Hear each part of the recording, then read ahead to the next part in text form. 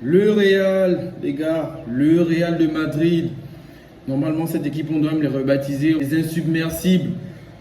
Parce que le Real, c'est une équipe qui peut te montrer un visage en championnat et un autre visage en Ligue des Champions.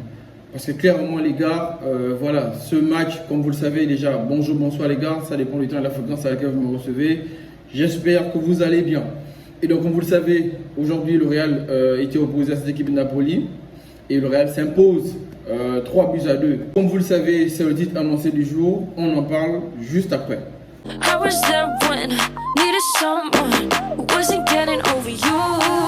When I move to the side, when I move, call you mine, and I know what you're feeling. Comme je le disais tantôt, le Real de Madrid, c'est une équipe, comme on le sait, franchement, et aujourd'hui on se rend bien compte que c'est une équipe à deux visages. C'est-à-dire qu'ils peuvent présenter un visage assez pâle, assez fébrile en championnat et donc se faire battre par l'Atlético, par le Barça, par une autre équipe lambda, c'est vrai.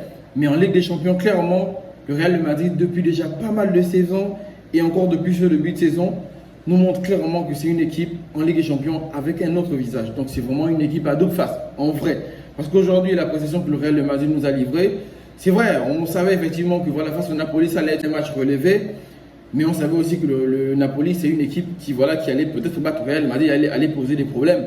Mais en vrai, compte tenu de la manière dont le Real a su maîtriser ce match, a su le gagner avec la manière, en étant déjà mené au score, en égalisant, en menant au score, en se faisant égaliser et en remenant au score, vous m'excusez la tautologie, mais en vrai, c'est pour clairement montrer en fait que cette équipe du Real de Madrid, ils sont comparables à des phénix. C'est une équipe qu'il ne faut pas enterrer avant le coup de sifflet final. En vrai, c'est une équipe qu'il ne faut pas enterrer avant le coup de sifflet final.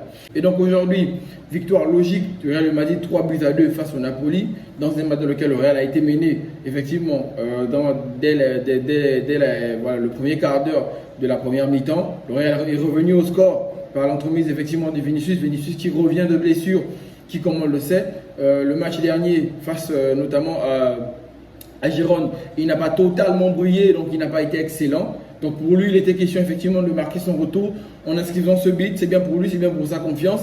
Et donc en plus de Vinicius, bon, c'est vrai que derrière déjà le premier but de Napoli intervient. C'est déjà le Napoli qui ouvre le score, donc le Real de Madrid égalise. Et par la suite, le Real de Madrid passe devant. Et donc passe devant par l'entremise effectivement de Bellingham, on va s'arrêter simplement sur lui. En vrai, ce gars, je ne sais pas trop, mais comme je l'ai déjà précisé dans les vidéos précédentes, Bellingham, c'est la meilleure pioche du Real de Madrid depuis déjà pas mal de saisons et depuis le départ de Ronaldo, depuis le départ de Cristiano Ronaldo. Bellingham, c'est la meilleure recrue que Madrid a pu avoir durant toutes ces saisons. Parce que ce gars, franchement, je ne sais pas si c'est... En fait, je ne sais pas comment l'expliquer, les gars, en vrai. Je ne sais pas s'il a un génie ou bien il a un bouton qu'il appuie simplement. Mais ce gars-là, il est capable de marquer à tous les matchs. Et à tous les matchs, il est performant. Même face à l'Atlético, il n'a pas été... c'est vrai que le Real a perdu, mais il a été l'un des rares joueurs de Madrid à se mettre en évidence, à réellement impacter sur le jeu de Madrid. Donc aujourd'hui, les résultats de Madrid dépendent, pour ma part, et ça c'est mon avis, à 50% de la forme de Bellingham. C'est vrai que depuis le début de saison, c'était en partie par rapport à la forme de Vinicius, mais aujourd'hui, le Real Vinicius n'est plus seul. Il a dorénavant l'appui de Bellingham qui gère directement l'entrejeu de Madrid, qui gère les phases offensives. C'est lui qui dicte le tempo. C'est en fait lui le régulateur. Il décide quand il veut marquer, il marque. Quand il veut faire les passes décisives, il marque. Quand il veut casser la ligne avec une passe, il le fait. Il le fait clairement et d'une manière, avec une maturité, on aurait même dit un joueur de 30 ans. Franchement, Bellingham, c'est un pur joyau et je suis réellement, franchement, je suis content pour Madrid. Hein. Je ne dis pas que je suis satisfait du score, je suis satisfait de la victoire de Madrid parce que vous savez, moi, je suis un Barcelonais et tout. Je ne suis jamais ravi quand le Real gagne, mais quand le Real fait bien, je suis obligé, en toute objectivité, de dire que le Real a fait bien. Et franchement, le recrutement de Bellingham, c'est clairement la meilleure chose qui a pu arriver à Madrid depuis le départ de Cristiano Ronaldo. Et donc, Bellingham, aujourd'hui buteur, homme du match, logiquement, il a fait un match, il a fait un match très correct, plus que correct même, buteur, passeur, voilà, il a impacté sur le jeu. Il a vraiment, voilà, celui qui a dicté le tempo, comme toujours, en clair. Bellingham, homme du match, logique, il n'y a pas de souci. Et donc par la suite, le Napoli revient. Après ce deuxième but, le Napoli a poussé. Le Napoli a réellement créé des difficultés à cette équipe du Real de Madrid. Mais comme on le sait, le Real de Madrid, c'est une équipe, quand ils sont en danger, comme le disait l'ex-coach, bon, comme le disait le coach du Cameroun, quand ils sont en danger, c'est réellement là où ils ne sont pas en danger. C'est-à-dire que le Real de Madrid, c'est quand ils sont en danger, c'est quand ils sont menés au score, qui vous montrent réellement ce dont ils sont capables en fait, en vrai. Et c'est en étant mené dans le jeu, on est, sur ce score de parité de 2-2, en étant mené voilà, au jeu par le Napoli, que le Real de Madrid arrive à mettre ce troisième but. Et de quelle manière? Par une frappe majestueuse de Feder Valverde. En fait, ce gars, en vrai, il est un peu comme Roberto Carlos. On doit l'interdire de frapper à un certain taux. Parce que la frappe monstrueuse qu'il a sorti aujourd'hui, franchement, ce gars, je sais pas ce qu'il a entre les pieds. S'il a un missile, ou je sais pas s'il a un Satan 2, ou je sais pas s'il a un truc entre les jambes, mais franchement, il a une frappe monstrueuse.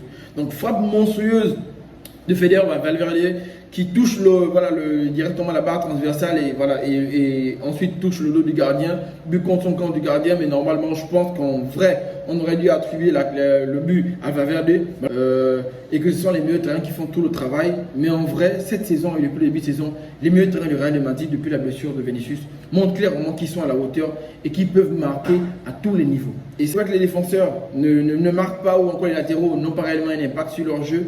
Mais actuellement, si Vinicius ne marque pas, si Rodrigo ne marque pas, si Rosselló ne marque pas, on peut compter sur un Toni Kroos, on peut compter sur un Modric, on peut compter sur un Feder Valverde qui a mis encore aujourd'hui une frappe monstrueuse qui donc donne l'avantage à cette équipe du Real Madrid qui enchaîne donc deux victoires sur ces deux matchs en Ligue des Champions, qui annonce là clairement que c'est encore comme les années précédentes des favoris dans cette compétition qui, on le sait, ils sont très à l'aise dans cette compétition. La Ligue des Champions, on le sait clairement, c'est la compétition de Madrid, comme je l'ai précisé.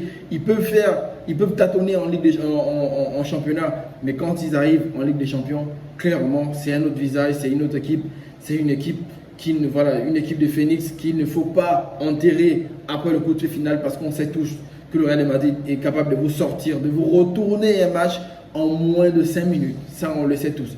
Donc les gars, c'est un peu ce qu'il y avait à dire sur la vidéo.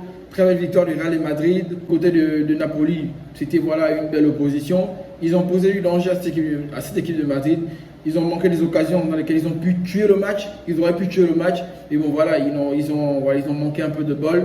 Le Real de Madrid, comme on le sait, ils n'ont pas besoin de 36 occasions pour marquer un but ou bien pour tuer un match. Ils ont su le faire au bon moment, au bon endroit, par les bons joueurs, placés au bon endroit. Et donc, de manière résumée, c'est un peu ce qui a soldé cette victoire du Real de Madrid. Très belle victoire encore pour eux. Félicitations encore une fois de plus. Et donc, de manière générale, les gars, c'est un peu ce qu'il y avait à dire sur cette vidéo.